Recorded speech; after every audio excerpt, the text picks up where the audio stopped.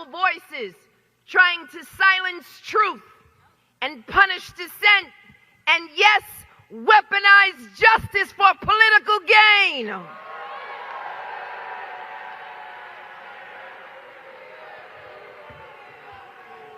We are witnessing the fraying of our democracy, the erosion of our system of government. This, my friends, is a defining moment in our history. Let us stand together to defend our rights, to protect every safeguard, every institution, every immigrant.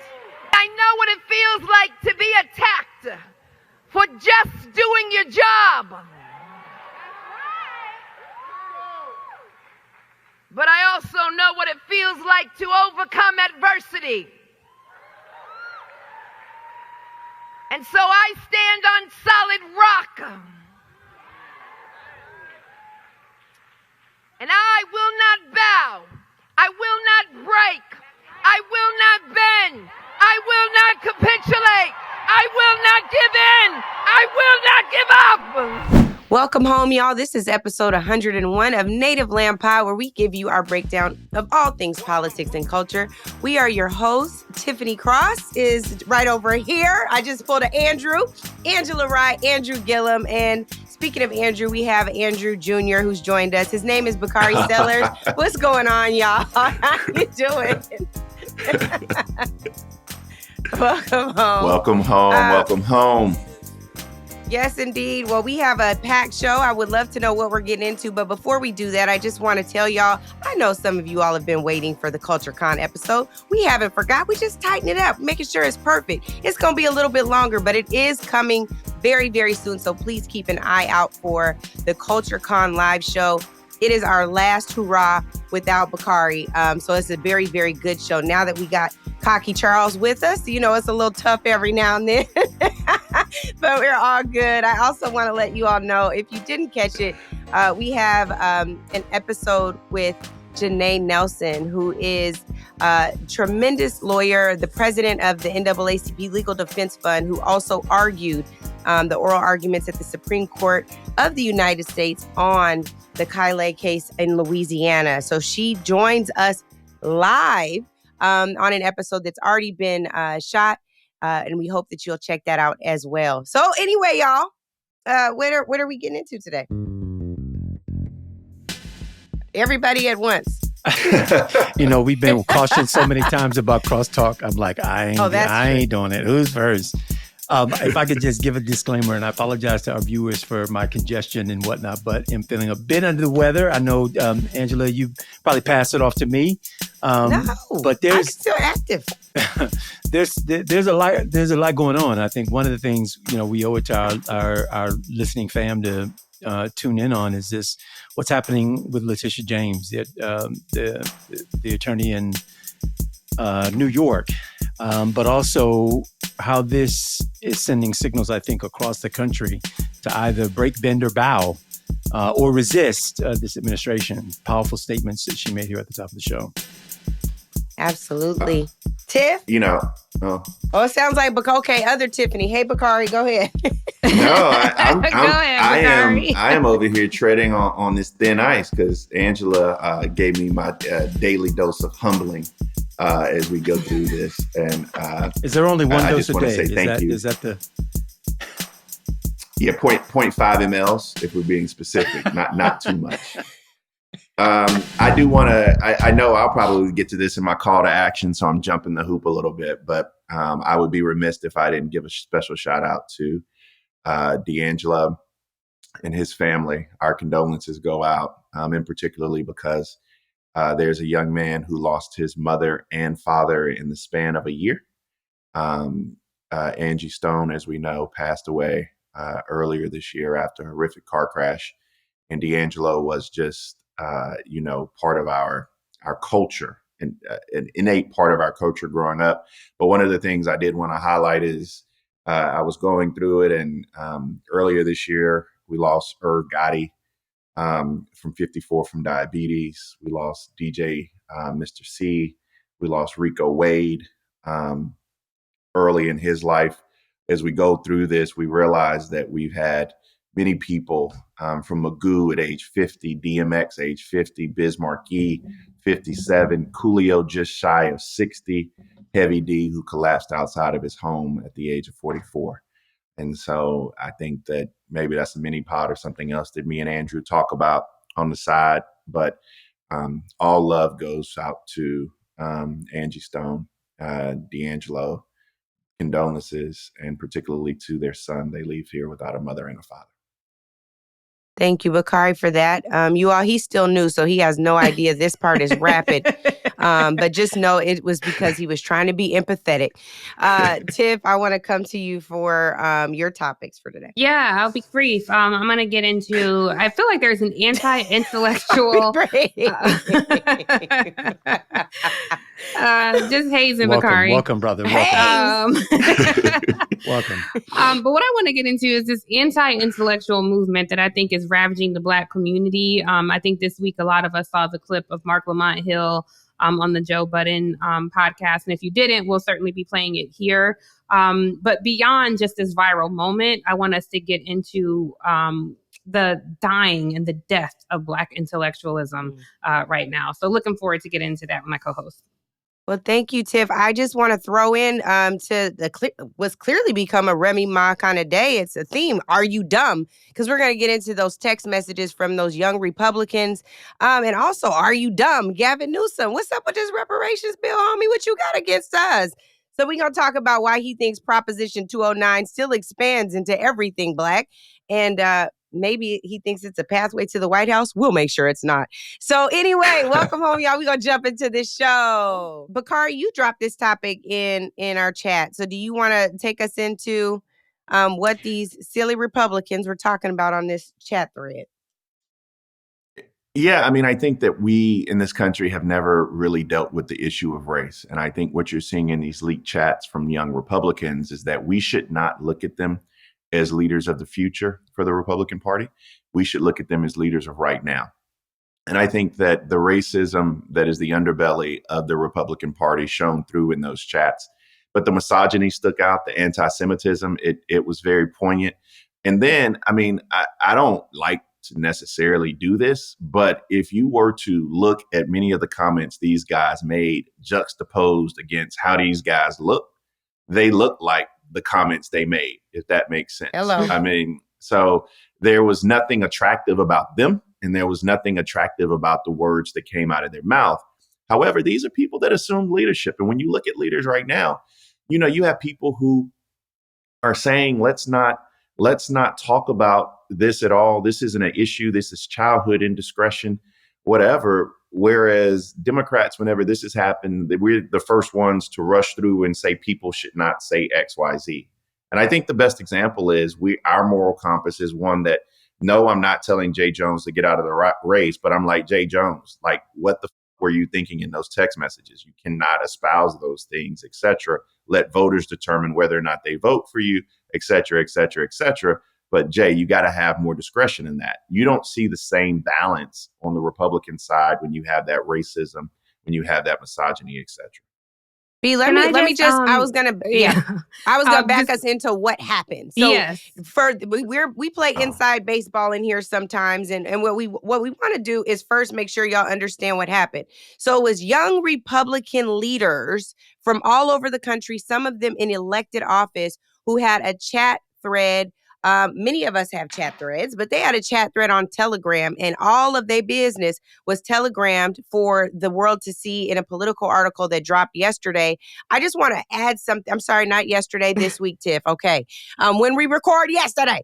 So we had this Politico article drop, but here's what I think is important. Since then, there's been an update, and y'all's vice president, J.D. Vance, said, since Bakari brought it up, that Jay Jones' texts were far worse than these Republican texts. These young Republicans are saying that I love Hitler, calling Black people monkeys, talking about watermelon and fried chicken, using the N-word, using all kind of racial slurs, and talking about turning on gas chambers. Since then, J.D. Vance has said that the young Republicans' chat pales in comparison to Jay Jones's text. I just want to jump in. So yes, Angela, you referenced that this was a story broken by reporting from Politico off their Telegram chats. Just so folks know, the text messages were spanning more than 7 months of correspondence, and among the people in the chat were young Republican leaders in New York, Kansas, Arizona, and Vermont. Some of the texts, they referred to Black people as monkeys, the watermelon people. They mused about putting their political opponents in gas chambers. And there were 2,900 pages of the chats, and they were shared among millennial and Gen Z Republicans, and this was between January and August. And it chronicles a campaign to seize control of the Republican Party to be hardliners on the Trump agenda. So when you think about what that means, Roger Stone made a comment about one of the people's, Peter Gunta, I think is his name. And he was saying, well, this is not the Peter I know. And I just find it so incredibly arrogant when people say that about things, as though your experience centers what happens with this person. And I would just further say that anyone who is surprised by these texts has not been paying attention to what has happened in the Republican Party. You guys have been referencing Jay Jones. If you can just share with our viewers who that is, what he's running for, and the depth behind it. Yes, he's running for Attorney General in Virginia. I think we got a delay with Bakari. Sorry, B. I think you were just about to start talking. No, I don't know if I have a delay or not. I'm sorry. I'm just bringing all types of hiccups to the show, but they'll smooth out, and that's why I'm platinum. That's why they call me platinum ratings, because shit just work out. That's what happens when you blessed. It just work out. But I know you better speed up your Wi-Fi.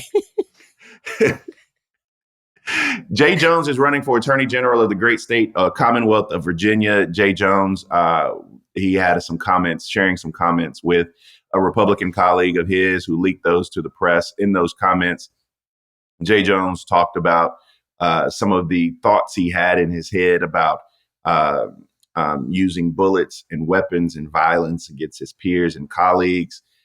He was then told to stop, and then he called his colleague and kind of reiterated some of the same views he had about wanting to go down the path of political violence. And it is now, it's caught fire. Stephen Miller talks about it. J.D. Vance has talked about it.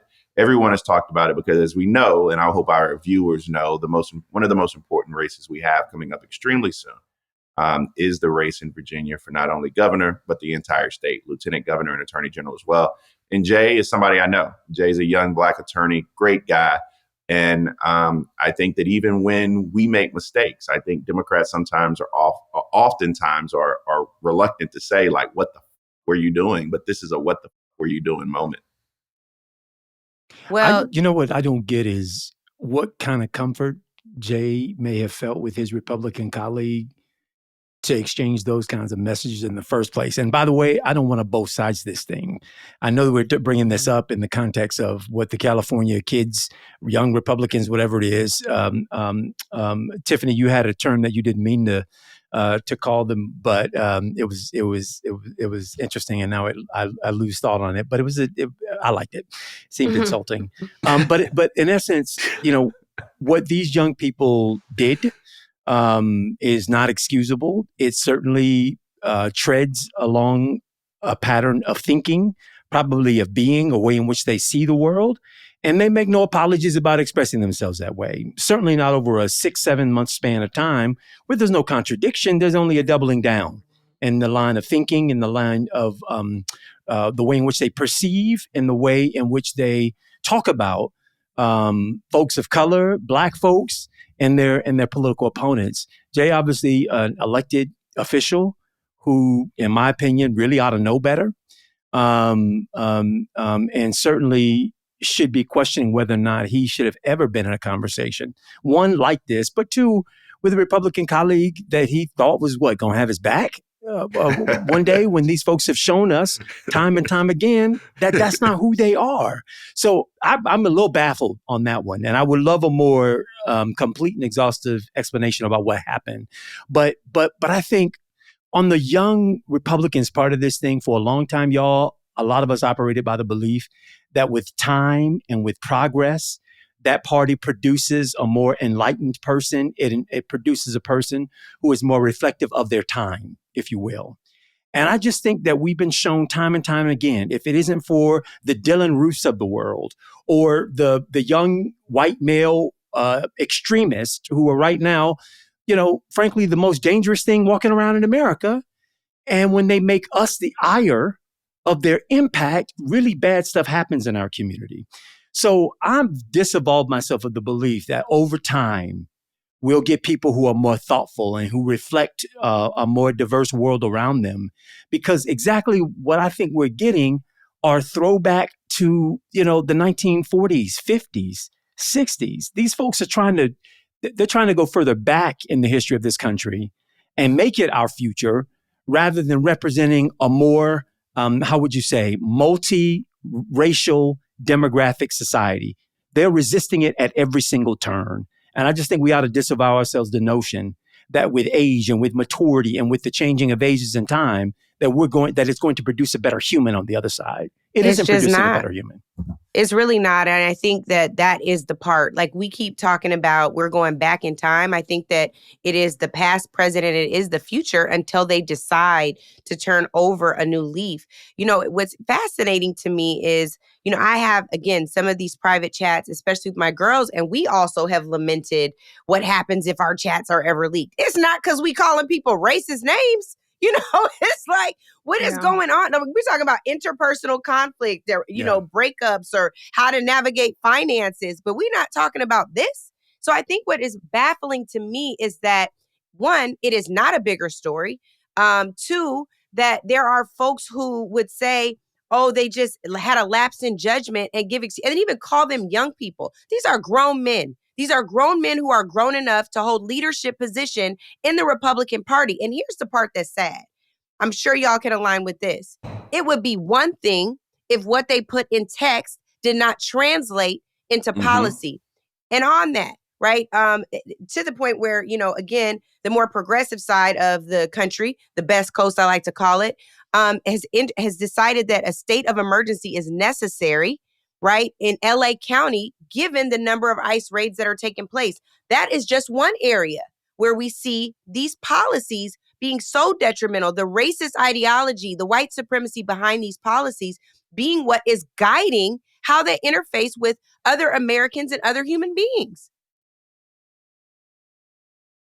Oh, okay, that's fine. We can move on. Oh, I thought you were tossing the sound. Yeah. No, is there a clip? I didn't have a clip I didn't send one, but the way you set up, I thought I was like, oh, there must be sound. No, I'm sorry. I thought we were going to reparations. I'm watching them. No, I was going into ICE raids. It is a clear indication of how they legislate. If we want to move over to reparations. No. That's the C block.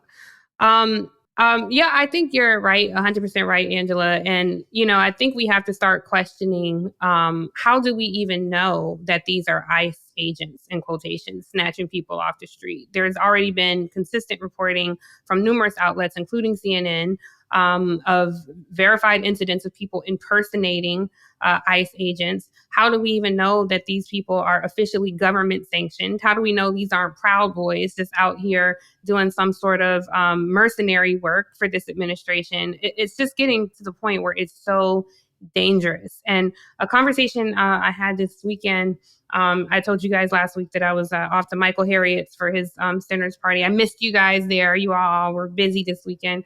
But we talked about what is the point? Well, the question I asked is, what is the point when I say, what am I going to regret 6 months from now? When they indicted Tish James, was that the day that I should have said, you know what, I got to get the fuck out of here? When they started snatching people off the streets and we normalized it, was that the day that I should have said, time to get my passport and get the fuck out of here? And as we see this happening increasingly and they're flooding the zone with chaos, I fear that people are tuning out or normalizing chaos to where chaos seems normal and quiet seems eerie. And I just don't know what it's going to take. California is on the front lines, but we see this happening in Chicago. It's coming to Portland. Like, authoritarianism is coming soon to a city near you. And what will we do when that shows up? And I don't have a solution for that. I don't have advice for people. But it is increasingly frightening as I see what's happening across the country. And I am giving more serious consideration every day to the the internal argument: do we fight or do we flee? I mean, And I that's don't a know. real, question? Tiff. I'm sorry, go ahead. Yeah, please, Bakari. No, please. No. And my question, it centers around helping me articulate my thoughts, whether or not I'm communicating on CNN or whether or not I am with Tremaine, my barber, who tightened me up. As y'all see, I'm looking fresh for the show. I try to clean up. Very lovely. Thank you. Thank you for the compliment, Tiffany. But Lord help us. How do we connect? Because people will say, what is the connection? And I think we take this connection for granted. But how do you connect the text messages we saw and we talked about? How do you connect that incendiary, hyper-ignorant racism and misogyny and the policy that we're seeing? Because a lot of people I talk to are just missing that connection. They don't understand how you get from or they just say that there is no connection, but how you get from these young Republicans who are manifesting themselves into leadership and their racism dictating policy. How can we communicate that better? How can I communicate that better? Connecting A to B. Does that make sense? I don't know that you have to do a better job, Bakari. I think you are one of our better communicators on television. But I think people have to look no further than you take these text messages from these Republicans over here and you connect it directly to Project 2025. The reason they can dismiss 250,000 Black women off the job and have no remorse, have no care, concern in the world for how those folks are going to provide for themselves, their children, their grandchildren, or whomever it is that they take responsibility for themselves. They don't have to see the humanity in those folks because they never ever considered it in the first place. If you have compared a woman, a human, to a monkey, right, swinging from trees, eating bananas. And that's not to insult the monkey, right? This is outside of that. Mm-hmm. This is, if you consider them non-human, they care not, they feel not, they have no needs, nothing that resembles what you would want for your family or what you need for your family, then it's easy to castigate them. When I listen to Stephen Miller and the way in which he talks about the opposition, you would almost think, one, you would never conclude that this was a human opposition. Like, there's no way that these folks live, breathe, draw air, oxygen, survive off of the same thing, right? And in his mind's eye, I have to believe that he makes no likeness between him and the people who he opposes. You are nothing. You will be nothing. You are, you're not worth this, that, and the third. How can you muster that kind of animus towards your fellow man or woman? Well, the only way you can muster that kind of animus towards somebody like that is, one, if you don't see them as equal to you, right? They are of no equal to you. And I got a funny comparison, but I won't make it here. But basically, is that they screw somebody you like, and you kind of got some issues with them. That's the only time I've ever seen that level of animus directed toward somebody on the opposite side. Is if you have been thoroughly, royally messed over by them, or that you don't see them on your level, not needing the same things you do, not appreciating the same things you do. And I said that sort of jocularly, but in truth, that's the only time I've ever had deep, non-humane animus for a person, is in those kinds of stark contrasts. So I don't think people have to make the conclusion. I don't think they have to connect them. But for those of us who are looking on trying to say, why should it matter to me that these guys are raising up yet another generation of racist haters? It's because their racist haters one day become J.D. Vance. And but for their pretty words and their pretty degrees, they're acceptable in society. And we never have to trace back to the fact that they don't see their fellow human as humane at all. Mm-hmm. Yeah. And I think, go ahead, Tiff. Uh-huh. Oh, no, I was going to shift because he said I think they it's don't a great see human. time. Yes. Because when you're not an intellectual, I think sometimes they see the white man doesn't believe in himself enough. So I think gets frustrated when he sees Black people looking at an unlevel playing field and saying, watch me hurdle all of this shit you put at me and still be successful. And sometimes we can adopt the oppressor's behavior, which brings me to a clip that went viral this week. And that is, of course, of our friend and brother, Marc Lamont Hill. This happened on the Joe Budden broadcast this week. Take a listen and we'll discuss on the other side. Because you say a lot of tricky words. No, I don't. So I say regular words that's tricky to you. Tricky words, funny as shit. That's another thing you do, right? Like, my nigga, you the busiest man in the world. You spend 1,000 hours trying to communicate and speak to people to be accepted by people that this community, that this nigga built through the community. I don't need to do that. That's our job. Nigga. I believe in myself. That's and I believe our job. in what I do. No, our job is to come up here and work and show and put our best foot forward. And that's what I do. That's our job. Plus, do other shit behind the scenes. You mean like promote the show? To try to win favor. You try to win favors. You mean like fan engagement? You try to win favors. All right, you're period. To me, you try to win favors. With the fans? And then on top of that, even if you do win favors, they're our audience, Flip. Even if you do win favors, you try to point out everything else that nobody do. That's sucker shit to me. When do I do that? You try to point out. Don't call me a sucker no more. Don't call me a sucker no more. Don't call me a sucker no more. Don't call me a sucker no more. Don't call me a sucker no more. That's sucker shit. I'm not calling you. I'm saying that's sucker shit. I can take that. I'm not calling you. I'm saying that's sucker shit. You're not a sucker, but that's sucker shit. And I'm telling you, you say that sucker shit, I take it like you saying it to me. So I'm saying. What I'm saying. All right, let's do this. Let's both calm down. No. Stop doing that. No, I'm saying let's both calm down. Let's both calm down. Because I'm telling you right now, the way you're talking to me, I'm taking a different way. So let's both calm down. So what does that mean, though? I'm saying let's talk like brothers. You don't gotta say that. I'm saying. Because what you and you ain't gotta say that sucker shit. So I'm saying let's both. You're not a sucker, but I said the behavior, the act of it is sucker shit to me. Then we good. Now let's get back to the show. Okay, I know that was difficult to watch. I wanted to play it for that clip specifically because, first of all, I thought Marc Lamont Hill handled himself so incredibly well, sitting across from a full-blown temper tantrum from a grown man. And I think it's important for our viewers, if you don't know about Marc Lamont Hill, he is a luminary. He is an incredible intellectual who hosts an amazing show on Al Jazeera called Upfront. He hosted on Al Jazeera English. One of his interviews went viral during post-October 7th, where he got the former Israeli deputy minister, Danny Ayalon, to admit, to concede that the response to Palestinians in Gaza was, in fact, collective punishment. He owns a bookstore. He's an amazing writer. He's a professor. He was unfortunately dismissed from CNN because he said from the river to the sea while speaking at the UN. If you're like me, you might genuinely wonder, why is that considered anti-Semitic?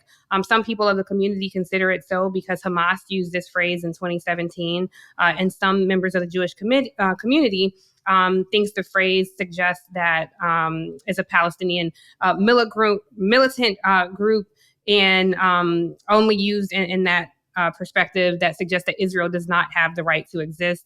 Marc Lamont Hill has been incredibly clear that he does not believe that.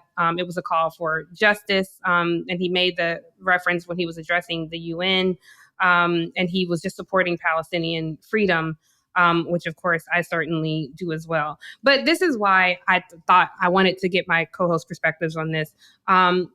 There seems to be the death of Black intellectualism, particularly when it comes to who has a microphone. And viral clips like this take up so much space. To me, it was clear that his co-host felt small.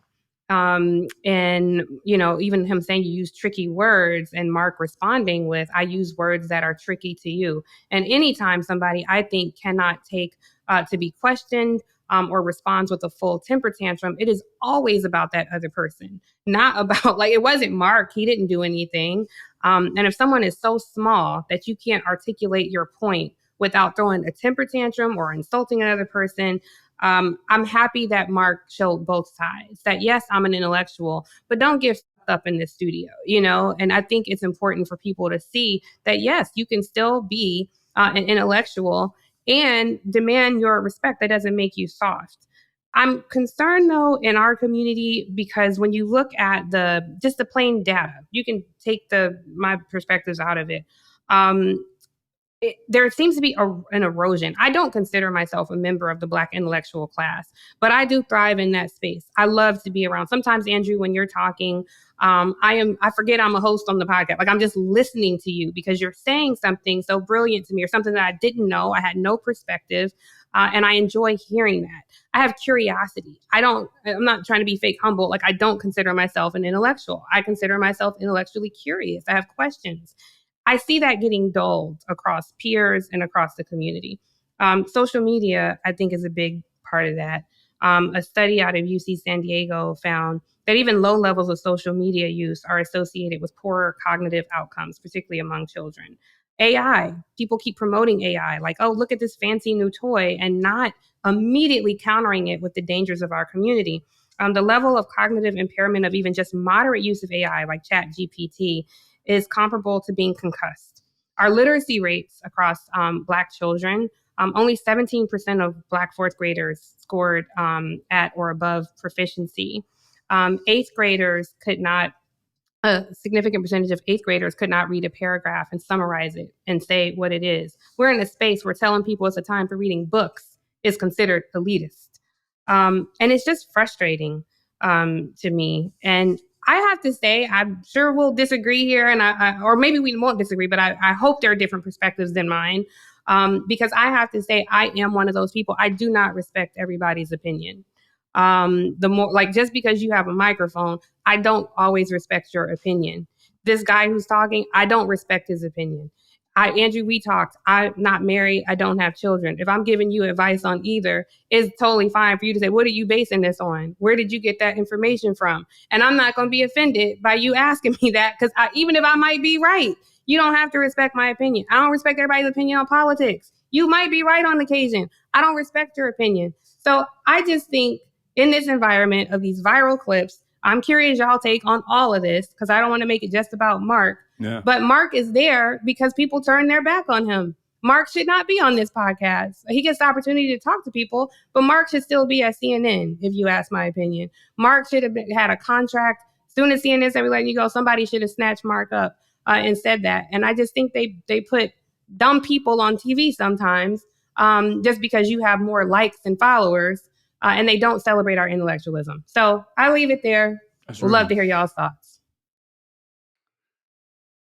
That's right. Well, one, I hope we never get to a place of self-censoring. I think it's important for us to bring our full beliefs, our full selves to this podcast, because that's what our listeners, the people who ride with us, expect, is that we'll be as direct as we can. And I will be very honest. I've never listened to the Budden by the Joe Budden podcast before. This was the first clip I've ever seen of it is with Marc on it. And that probably distances me even greater from a lot of folks out there who probably, it's the number 5 or top 5 or top 10 for a reason. That means people are going there to subscribe. The reason why I think I value a voice like Marc's being able to cut through in a top 10, top 5 audience is that at least somebody gets an exposure to his perspective that may not have otherwise had it. But exactly what they're getting exposed to also matters. I don't know if that's the rhythm of it from day to day or whatever is broadcast week to week, whenever it shows. But I've got to believe that, knowing Marc well enough, that on a regular basis, he's probably being able to enter into that conversation, that discussion, a higher level of discourse than what we saw exhibited there. Maybe he's entering into that conversation some terms, some theory of changes, some beliefs that then people go and Google afterwards. They didn't know before, and now their curiosity has been piqued, and they're going to check it out. And to that extent, I think that is a good thing. I think it is probably not a good thing in society when sort of our thoughtful folks are only talking to other thoughtful folks. I think that's probably not the setup that we want. However, I know for sure I don't want to watch that fight every day. I don't want to watch that kind of discourse every day. I don't know that I want to see it any day, to be frank with you.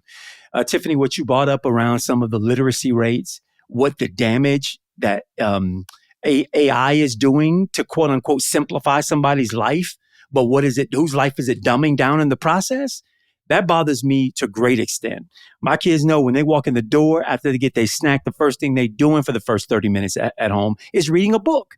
There better be books are. I shouldn't hear your voice. The book isn't talking out loud. Whatever and we're conscious about that. We're conscious. My kids hate it, but when they do birthday cards, they write the birthday card. One, I'm sick of paying $3, $4, $5 for a kid's birthday card. That's crazy to me. But more importantly, the art of writing. of just articulating a sentiment. When my son Jackson wrote his first birthday card and it ended up being a paragraph long, I was over the moon because I was impressed by the sentiment he was expressing. I don't want our kids to lose that. And I think it's really incumbent upon the parents to weigh down on them to make sure that we're curating some of that experience for them. I know these sound like two separate kinds of conversations, but it really isn't, because if you teach your child to come to expect a certain thing, to exchange at a certain level of discourse, then that's what they're going to do. Mm-hmm. But if you put no expectation out there and the world starts to shape that for them, then that's some of what I think you get. I heard Tiff at the outset say that she thought that Marc handled himself well in the exchange. And I can't tell you all how much I cringe looking at that exchange. I have been in conversation, in relationship with people that take you completely off of your square and who you are, who you have evolved out of.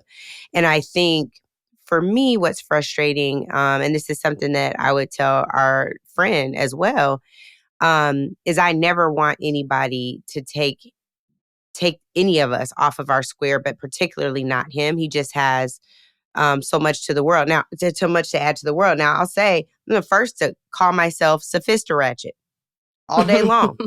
All day long. I believe in, both sides. Like depending on the mood, you might, if I'm feeling froggy, I might leap. But what I don't like is I know firsthand that the founder of Uncle Bobby's, that's striving to ensure that Black folks can read in a neighborhood that he loves in Philly, the same person that's creating Black jobs and providing opportunity for our folks, doesn't want to show up that way for himself, for his family, for his kids, for anybody.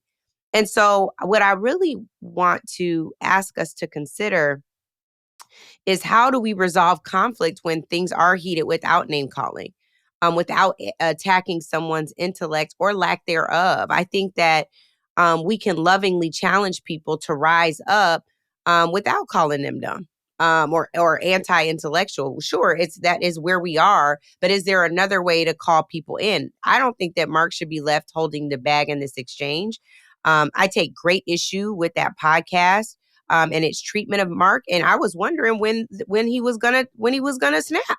There's another clip that I don't know if you all saw where Marc announces very vulnerably that he's lost almost all of his colleagues that were reporting in Gaza. And by lost, I mean they are killed. They died in their reporting and trying to be courageous for their people. And then around the world, we're seeing violence everywhere, including Gaza, where I work for Al Jazeera. My colleagues, every colleague I have in Gaza has been murdered. Every single colleague I have in Gaza has been murdered. So we got a lot of work to do, a lot of stuff to pay attention to. That's pretty good. All right, Young Thug dissed, I get scared every time he do that shit. He do it so fast. So you gotta, everybody know in Gaza is like, oh my colleague. God damn, he doing it again. That nigga Marc, boy. Why you don't never support him when he start talking that shit? You support him very well, Pizza Hut. He has my full support, but I also know that once he says something like that, or we discuss something like that, then we're just like, okay, what's the fucking pivot? What's the pivot after we talk about every journalist on the Gaza Strip being murdered? Like, what's the pivot? So Young Thug there we go. appeared on Little Baby's project. Quite the project. And sharing vulnerably, he's lost all his people. And Joe Budden's transition, not this other guy, I don't know everybody's name, but not this other guy. Joe Budden's transition is like, and Young Thug. Like, just no mention of like, are you okay? Yeah. How do you feel? Who was lost this week? How did they die? Just like nothing. So to Tiff's point around curiosity, if you can't find curiosity, find sympathy. If you can't find sympathy, find empathy. If you can't find empathy, find compassion. Because if you don't, the person who is in a constant state of grief, at some point that grief turns to rage because there's not a safe container for it. So we say on this show, welcome home, and we mean that. Of course, Marc is welcome anytime. I don't know about the rest of them. But I will just say, I don't think that means that we should be foreclosed to having discussions that are tough or where we don't think people are our peers or we're on the same level. I'm not into that. But where I see folks who are constantly unwilling to have conversations that stretch or to have conversations where they at least can appreciate a different perspective. I don't know that I'm into that. So I just want Marc to know I'm praying for you, brother. You know that.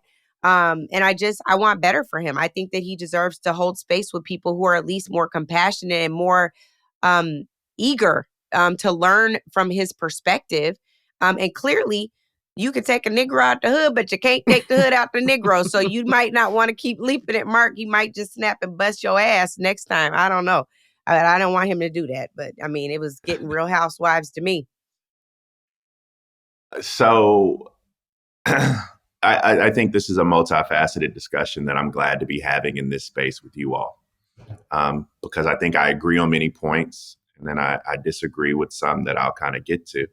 But I think the reason this conversation is important with Tiffany is because we live in a culture of anti-intellectualism, and we have to understand that, and most of that is intentional. In this country right now, we literally punish kids because of the zip code they're born into. And what I mean by that, and I think Andrew may recall this from his time as being mayor, is that the way we fund our schools right now is from federal funding, state funding, and local funding. And so if you're from a poor area like where I'm from, I was in a catch-22 when I was legislating because I couldn't recruit industry because I had poor schools, but I had poor schools because I couldn't recruit industry. And so it becomes very cyclical about the resources. And I mean, to Tiff's greater point, we're not preparing young people for a 21st century global economy, and we're not giving them access. And right now, the proverbial world is flat because when you graduate from Denmark, South Carolina, where I'm from, or Tallahassee or Seattle, or wherever you may be from, you're now competing with kids who finish all around the world, and it contributes to this culture of anti-intellectualism. I think Marc's purpose there, and I love Marc Lamont Hill. We disagree on a lot of things substantively. We hit each other up, policy. We try to have these intellectual discussions back and forth.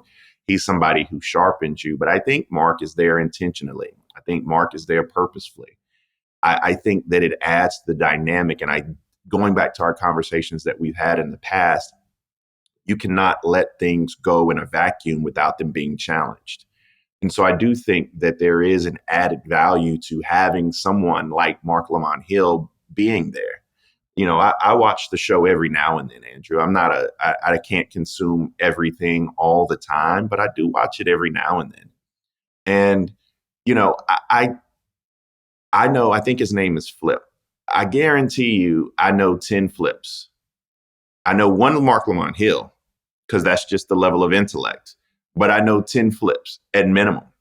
And I think the way they were able to have that conversation, as cringe as it is, are conversations that happen more often than people actually think, or they're conversations that people want to have. I'm not in a position to give Marc Lamont Hill any advice, but what I would tell him if I talked to him the day or tomorrow, and I might hit him up on text, is what my daddy told me, which is that you never argue with a fool because people watching can't tell the difference.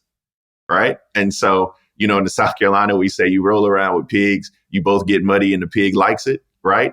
And so there's this certain level of kind of checks and balances that goes through your head. But I love the layered dynamic that is Marc Lamont Hill from Philadelphia.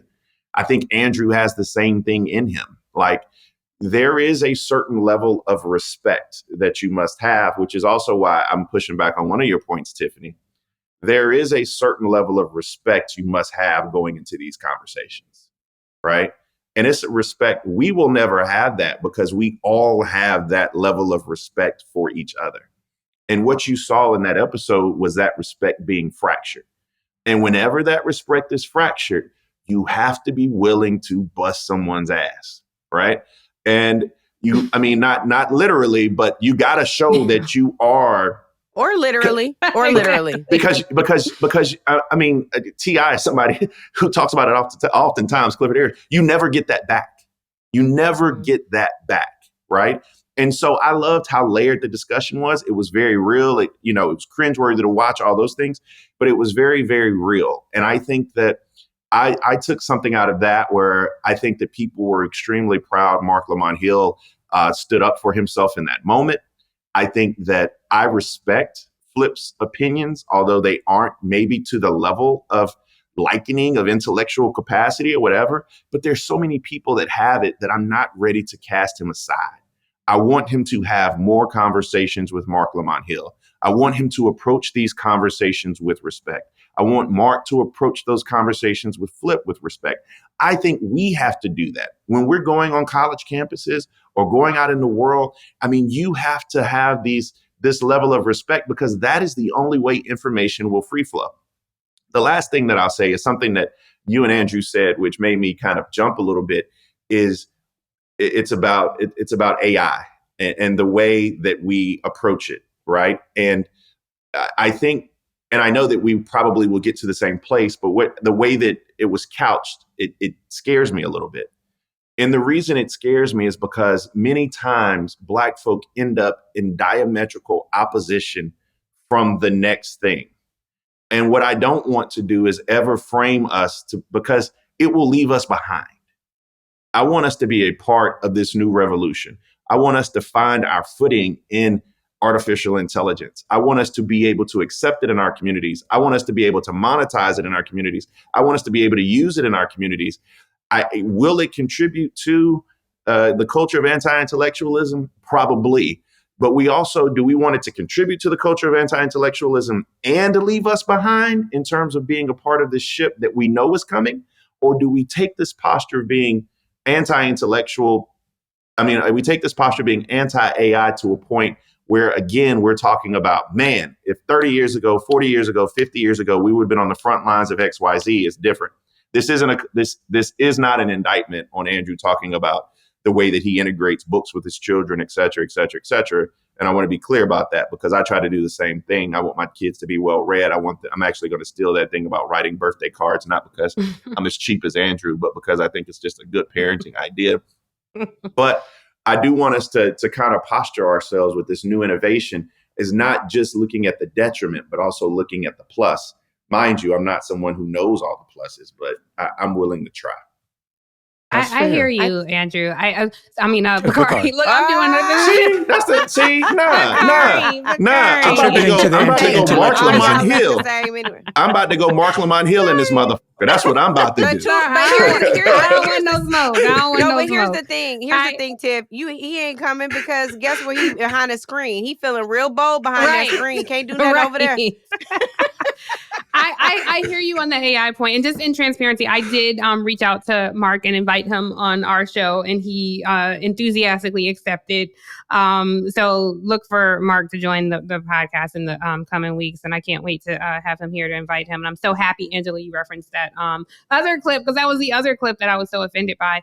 But to your point, Bakari, one about AI, it's not, I don't think the answer to, will this contribute to anti-intellectualism? Probably. The answer is absolutely. Like, we have the data right now that shows that. But I do take your point, and I'm in this debate with almost everybody I talk to about, and as Angela knows, I don't like to debate, but I'm in this debate because people are trying to convince me to like AI. And I'm like, I'm not, I know it's necessary, it's here, but I'm not going to be one of these people that's like, I'm so excited about AI. I do think, just like social media, it dulls intellect. And I think we grew up without social media. We grew up without AI. And so our brains are wired differently, where we can utilize these tools and still maintain some level of cognitive function. Young people do not have that privilege. I also will say, this is an area where we likely disagree. The cheese may stand alone on this one too. I'm not saying it's something wrong with engaging the flips of the world. I would never say, Andrew, Bakari, Angela, y'all should not engage the flips. I'm saying Tiffany, have no desire to engage the flips of the world. I don't choose to be in a conversation, but that's just not my ministry. I wouldn't be good at it. And I just have no desire. And yes, I do not respect everybody's opinion on everything. And yes, we respect each other's opinion here on most things, but there are some things. I mean, Bakari, if you came to me and was like, your period coming, you got a cramp, this is what you need to do. I'm probably like, what are you basing that on, Bakari? Like, where did you get that from? Like, that's not necessarily your area of expertise. I I got that off Instagram. The lady on Instagram said if you eat steak when your period starts. I'm just telling you what the lady on Instagram told me. Listen, depending on how bad the cramps are, I might listen to his ass. So I'm sorry, that's where we differ. You're desperate. But I hear that so often that people are like, oh, well, I got a hunch. Or I got it off Instagram, or I saw it on TikTok, or I know for a fact. Well, how do you know for a fact? And then more often people told me, because so-and-so told me, that you don't know for a fact. If you didn't talk to the source, then you don't know something for a fact. So I don't respect everyone's opinion. Or I how have we no might feel about desire to you in engage. sports and your analysis there. How dare I mean, I you, get first it. of all, how dare you?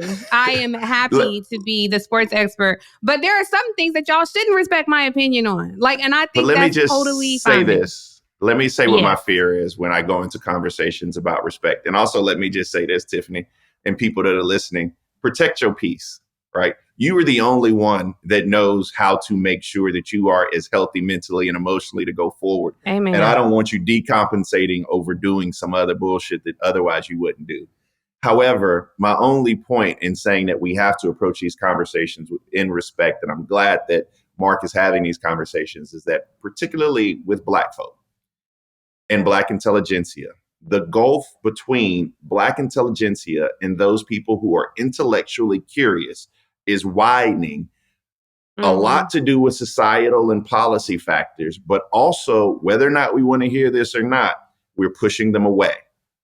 And so I think we have to be very cognizant, and I'm not speaking French, I mean global we. I mean, we have to be very cognizant that sometimes you want to say, man, I just want to have a conversation with Andrew Gillum and Marc Lamont Hill. You know, those are the people I want to talk to because those are the people that get me. And we can talk about politics with some depth. And then when somebody asks you a question and they come to you and they're like, man, so again, you know, Stephen A was talking about this and Jasmine Crockett on appropriations. And then you don't want to go there with them because of their intellectual curiosity and you push them away. Then they begin to seek out other sources. And so I'm trying to figure out how we fill that vacuum. And that's why, you know, if Marc got it, I'll pay for some boxing lessons if that's what it takes for him to go and be successful on the Joe Budden podcast. You know what I wish we had started with, and I know we're wrapping this topic up. I wish we would have started with what we think we heard in the exchange. You know, just a little interpretation of what the fight was about. Because I actually didn't. What I will say is, I didn't think that there were fancy words dividing what each of them understood the other to be saying. It wasn't a vocabulary contest. It was somebody saying, you always using words that feel bigger than what this conversation really ought to be about to impress somebody and to cuddle up to this audience and to make, you know, people feel better about this part or that part. And he said, nah, I didn't do that. You think they're big words because you don't always understand them. And dude's like, nah, I don't. You just always, you know, you're always doing too much, whatever. We can go on and all that. But there were not big divides in understanding what the other was saying. I feel like I followed what the beef may have been or may not have been about. And that's why this whole idea that some condescension and the way in which we talk about these things has to take place in order for us to be on the same plane of debate is a little weird to me. I think a lot of times it may make us feel good to say we got to use a different vocabulary in order for all of us to be on the same page. But at a very narrow level, I don't think the vocabulary is the problem at all. I'm picking up exactly what you're putting down. I'm picking it all up. I'm telling you, this is the part about it where you're not going to come at me that way. And you're still coming. But you know, you're not going to come at me that way. And you're still coming. And so what has to happen is it's not like we're refusing to have the conversation. The conversation is being had. It's absolutely being had. Now, whether or not you're properly interpreting, you know, my this versus your that, is something completely different. I resent the idea that you have to speak. Why can't we call up instead of acting down or calling down? What is the matter? We're calling up into a conversation. What's that mean? What's that look like? For me, it simply is, we don't have to use cuss words the whole way through in order for us to feel like we're having a very gutter, you know, conversation that everybody can reach into. But what that shit mean though? Precisely what you just said, what you just exampled.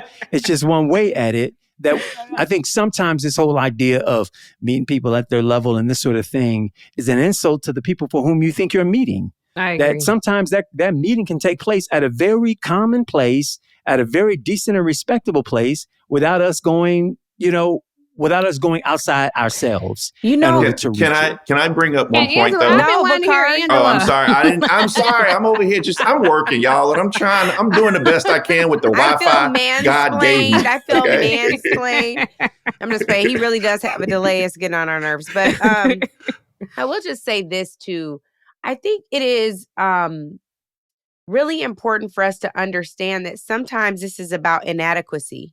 And I think that if anybody should understand what it's like to feel voiceless or silenced, what it is like to feel unheard, or invisible, unseen, I think it should be Black folks. And that's why I'm like, I don't know how we got to a place where our conversations are so siloed. You know, the construct of the neighborhood doesn't look the same anymore. There's gentrification. The kids, you know, some kids are going to private school and their parents can afford to send them there, but they still trying to find them communal activities. Some of our folks, but there are so many more who don't feel comfortable sending Black kids with other Black children. And so they are siloed. And I do think we have an obligation for unity's sake, just for math. Like, there ain't enough of us for all of these additional divides. This man on this show, though, hadn't, I don't feel, come to terms with the fact that he is on the other side of disrespect too often with Marc. And so what Marc was focused on, someone who is smart, and we know in our community, sometimes when you're smart, you are bullied. Like all of your life, you are bullied. If you're the one that's seen reading books and you don't play at recess sometimes because you want to do your homework or whatever, I'm not saying that's Marc's story, but sometimes it is. And you still nigga, you get mad every now and then are like, let me tell you what, you shouldn't get confused. And I think that's the part, what he was focusing on, Andrew, since you were talking about the why, I heard Marc almost zone in on the sucker shit remark. And he was like, you ain't gonna call me sucker too many more times. And it's because he's constantly having that experience on the podcast, which is why that's my concern for his mental health. Now, Marc is mature and older and had an angry outburst, but also checked himself. Was like, wait a minute, let's all calm down, to try to reel it back in. But there are a lot of kids who don't have the tools to emotionally do that at school. And they're the ones who end up taking the gun to school. They're ones who... I agree with you 100% on this all really being about a conversation of inadequacy. And the truth is that it was inadequacy on both sides. Thank you. Can I chime in on that? Because yes, go right ahead. Because I was going to say, one of the things we have not brought to the forefront is the fact that y'all do realize Marc called this nigga dumb. He did. I did not hear that. How did you? When he said, I'm using words that are tricky to you. It's dumb. Yeah, but the person on the receiving end understood.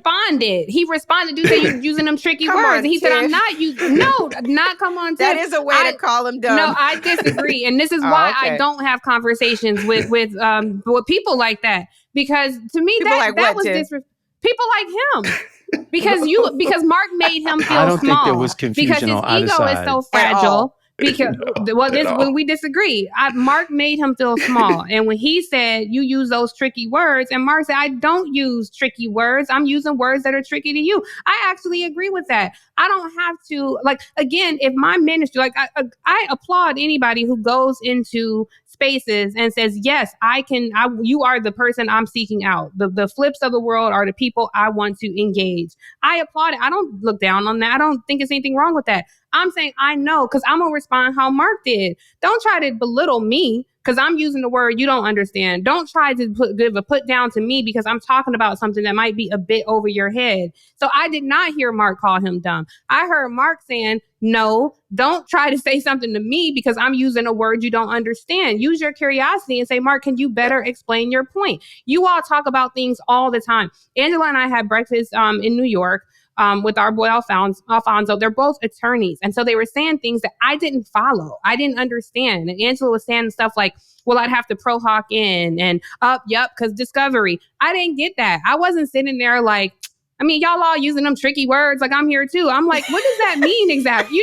Was I not? But Tiff, like, you're wired different. You're wired different. And I think what the three of us, I don't want to speak for the boys. I'll let them do it themselves. But the three of us may have heard an implication of dumb. If somebody said back to me, that's still dumb. Like whether he said it directly or it was implied. If somebody said back to me, I'm like, I don't know what y'all talk about. And they'd be like, well, you don't know because you slow. That's not calling me dumb. But Mark didn't say that. I know, but I'm trying to give you an analogy, no debater. You know she not debating, y'all. I wanted to, at some point, we going to tell that conversation because I think more people probably agree with Angela when we talk about it. But anyway. Well, I do want to say this. What would be... Go ahead, Bakari, because we'll be really done if we didn't get to reparations after this. Yes, go ahead. Yes. No, because I'm going to let y'all have this reparation conversation on the West Coast. We don't know what those are in South Carolina. But when I said the conversation, apparently. when I said the conversation was layered, I saw two people get heated in a conversation. I saw, they're going back and forth about something you're doing. I saw Mark call him dumb. I saw the guy respond as if somebody just called him dumb. I saw a conversation get out of hand. But the thing that you got to point out that Angela hit on was something that our brother Marc Lamont Hill should get credit for, which is that he had the emotional intelligence to see a conversation get out of hand near the end of that clip and said, let me sit down, let me back away. And Angela highlighted something that I do not want to go unnoticed. And I'm not going to be over here, trying to be a black man whisperer all the time. But when the point comes up, I will say this, that there are a lot of our young boys who do not and cannot, because they don't have the tools, display the level of emotional intelligence that Mark got and Mark showed. And sometimes they're going to have these discussions and debates at 6th grade, 7th grade, 8th grade. And instead of being expelled from school, which becomes cyclical, and kicked out of school, if they're able to say, wait a minute, let me cool down, let cooler heads prevail. I think that is also a lesson that we can take from Marc Lamont Hill, even if he didn't want to be in that space, because sometimes people get us out of character and sometimes black folk got to get out of character. And so, I think being able to pull yourself back in sometimes and breathe, I give Mark full props for that. Yeah. Well, speaking of pulling, the governor of California does not think that we should have reparations. And I think this is a continuation of a Booker T. Washington concept of pulling yourself up by your own bootstraps. We don't have no boots, friend. So somehow that got a little confused. We are going to talk now about him vetoing some measures. And if you can't tell, I am trying to pull what those measures are exactly. Well, there was one I can say if you can't find it, Angela. No, I got it. There was one that I want to point out too. Interestingly, as there is this onslaught of attacks on higher education, one of the bills was a post-secondary education admissions preference, which would have been for descendants of the enslaved.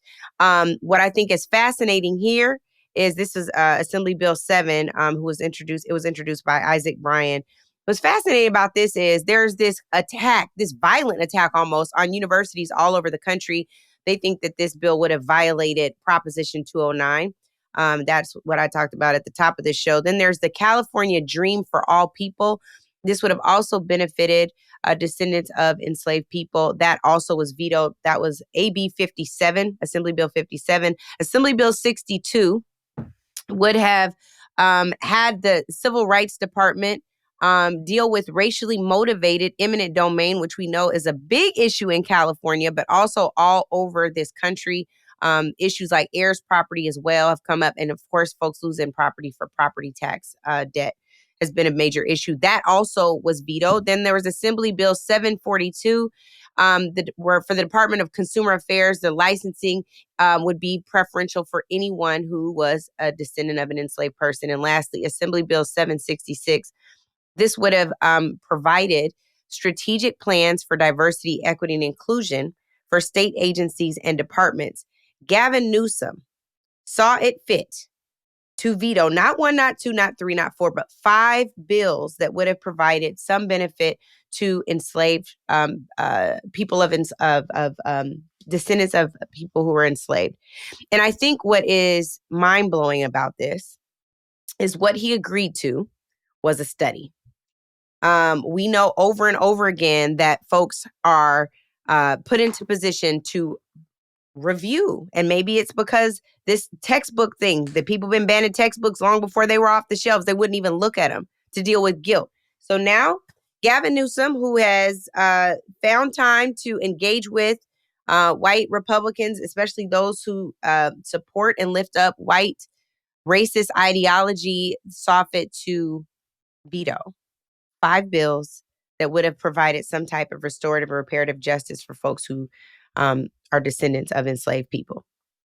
So I'll just add Coast. a little bit of clarity, and then I don't have to weigh in on it. But the bill that he did sign was authorizing $6 million for California State University to study how to confirm an individual's status as a descendant of an enslaved person. And for context, if you've been following on the reparations issue in California, a few years ago, the state legislature did approve a similar bill, reparations bill, which also caused a lot of controversy because, one, people began to question the history of slavery and how many people were enslaved in California. And of course, there were enslaved people in California, and California certainly benefit from the institution of slavery, as did every state in America. Two, it became quite a debate because there was controversy over if you were a descendant of an enslaved person here in America.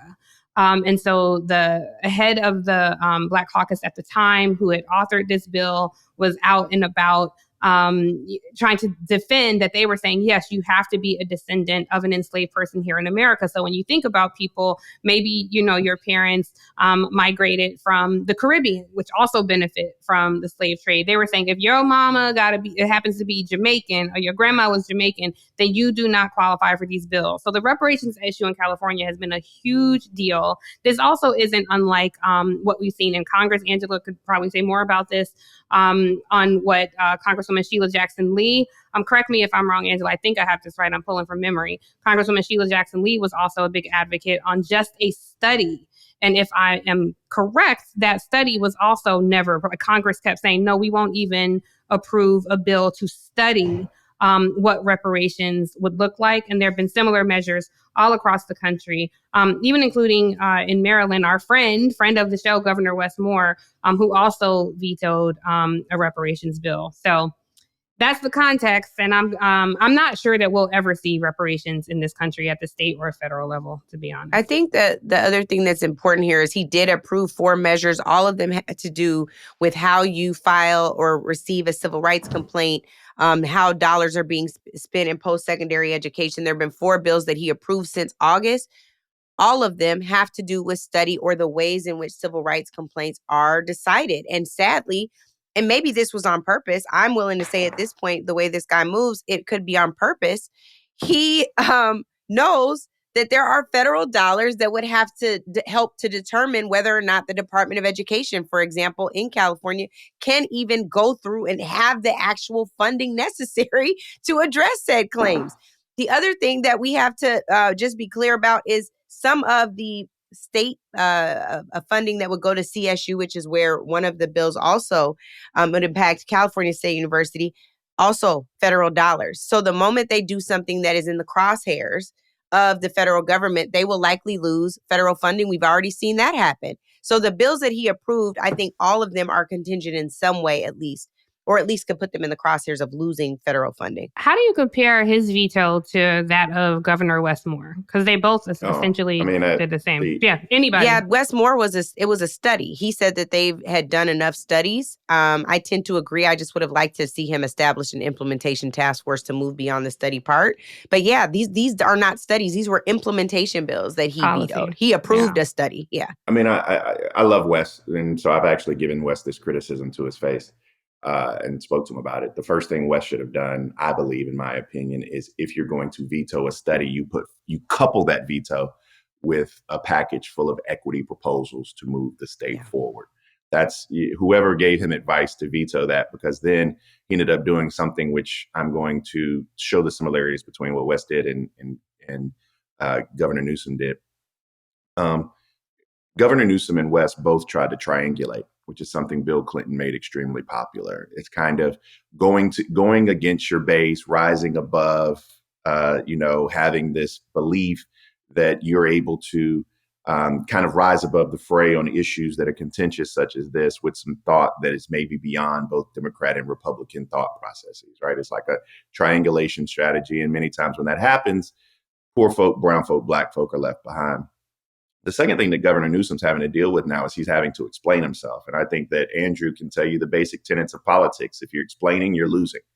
So now he has to go out on the road and tell people why he did this and tell me, what have you done for this person or what have you done for that person? In Wes's case, when you talk to him about it, he said, let me tell you what we've done for black people. And then he began to explain and have to rattle off and do all of those things. And if you're ever in a position where you have to do that, you're losing. I mean, there's a larger conversation about whether or not you will get reparations. I believe all four of us are for reparations of some shape, form, or fashion. The question is, what do they look like, right? And how do we get there? But I think Gavin Newsom just displayed to you that he is, I don't think it's a knock, but he's very calculating. And in this calculation that he made, the people that lose are people that look like us. Yeah. I was just going to appreciate that helping us to recall triangulation. And it is a strategy that sits at the foot of Bill Clinton. He did it on welfare reform, where he made black women the ire of everybody's existence. Correct. It happened on crime and justice and the hiring of 100,000 new police officers to hit American streets. And we know what the foil of that was. And I think what's happening now is certain Democrats are deciding that it is an imperative in the Democratic presidential primary, meaning it is a must-have in the primary, to have a Democrat who is willing to strike hard against the Democratic base in some form or another in order to win this movable middle of the electorate out there who will be kinder to them, who may give them their votes if they can show that they have the courage to strike out against a part of its base.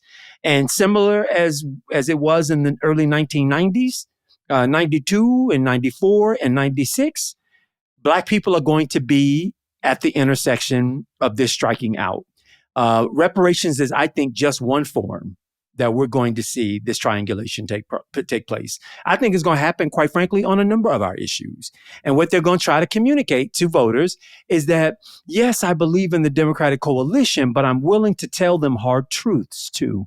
I'm willing to go and look them directly in the face and tell them what's good for them and what's not good for them and what's bad for their people, and that I'm not always going to be on their side, but I want all their votes. And I think we have to be really suspicious of this tactic. I think we have to call the tactic out when we see it. I don't think it's worth waiting. I don't think we got to wait our way through the presidential primary process to know that this is a key part, or some folks are making this a key part of their strategy for winning the Democratic nomination. Whether Gavin Newsom believes this thing or not is of little concern to me. Whether the governor of Maryland believed what he was pitching at the time is of little concern for me. I think the calculation has been made that you have to show that you're willing to, on the Democratic side, by the way, I'm not even saying this for the Republicans because I don't believe this is a strategy on their side.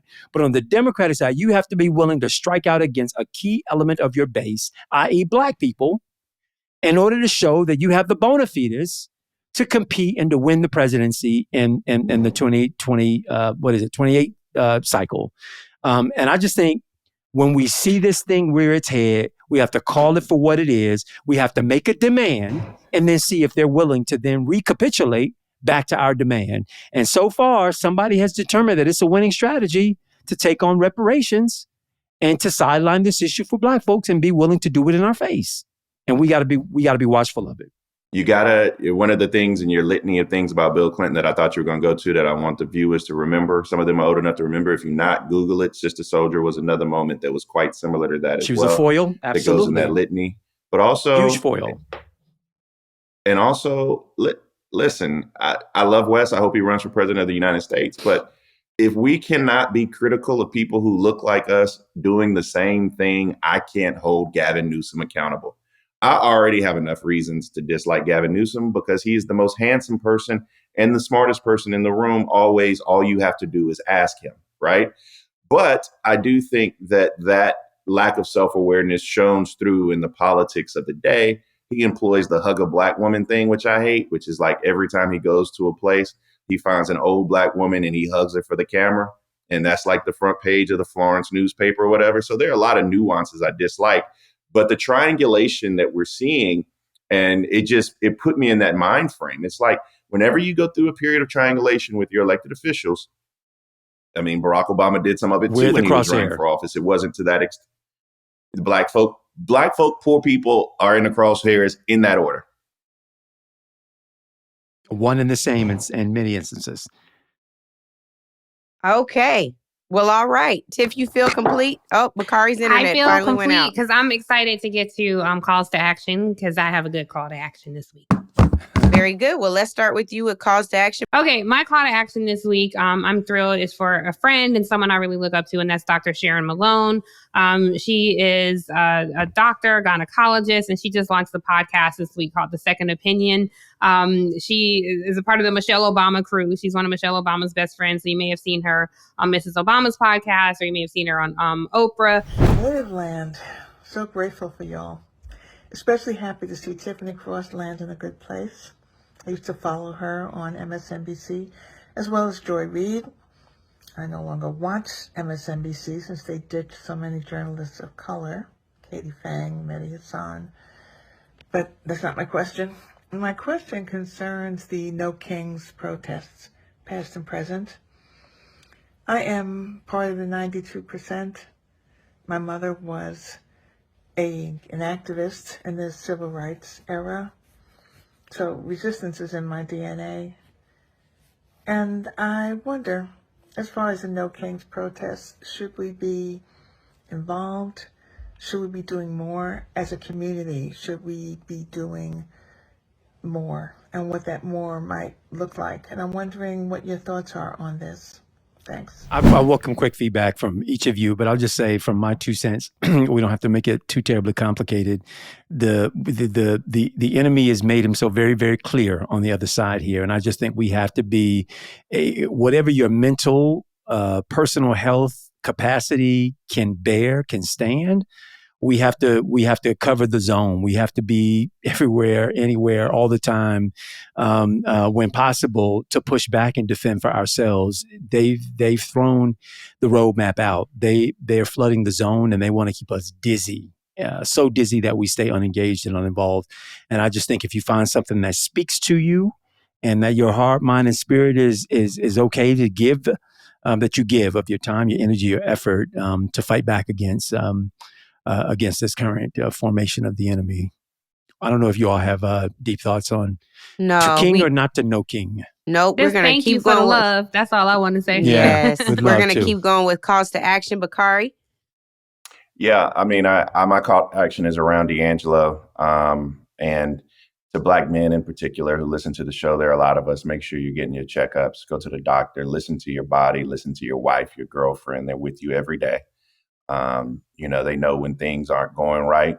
If you still ain't getting your morning wood in the morning or something like that, make sure that your heart is pumping the way it should, and make sure your blood is flowing the way it should, and go see the doctor. Don't wait until you're in the emergency room.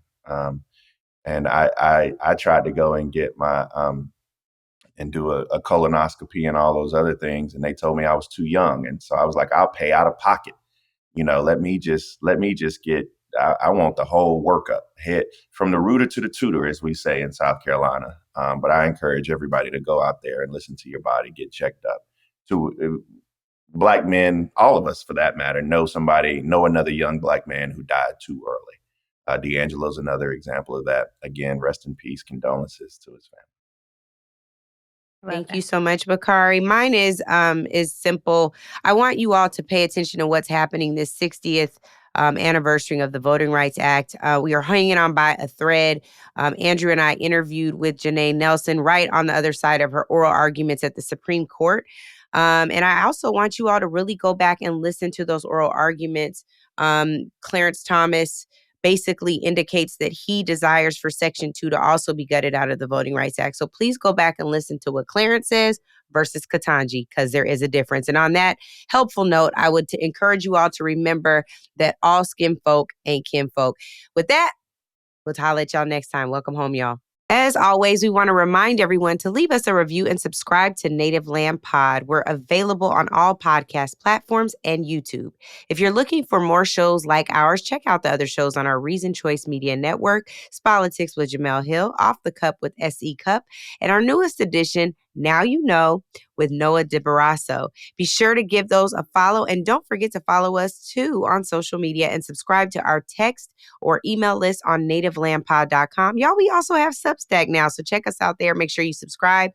We are Angela Rye, Tiffany Cross, Andrew Gillum, and Bakari Sellers. Welcome home, y'all. There are 383 days until midterm elections. Welcome home to the native, landing on a podcast space destined for greatness. 60 minutes or so hit, not too long for the grave shift. High level combo, politics in a way that you can taste it, then digest it. Politics touches you even if you don't touch it, so get invested. Cross the T's and dot the I's, Gillum back to get 'em, stand on business with Rye. You could have been anywhere, but you chose us. Native Land Podcast, the brand that you can trust. Yes.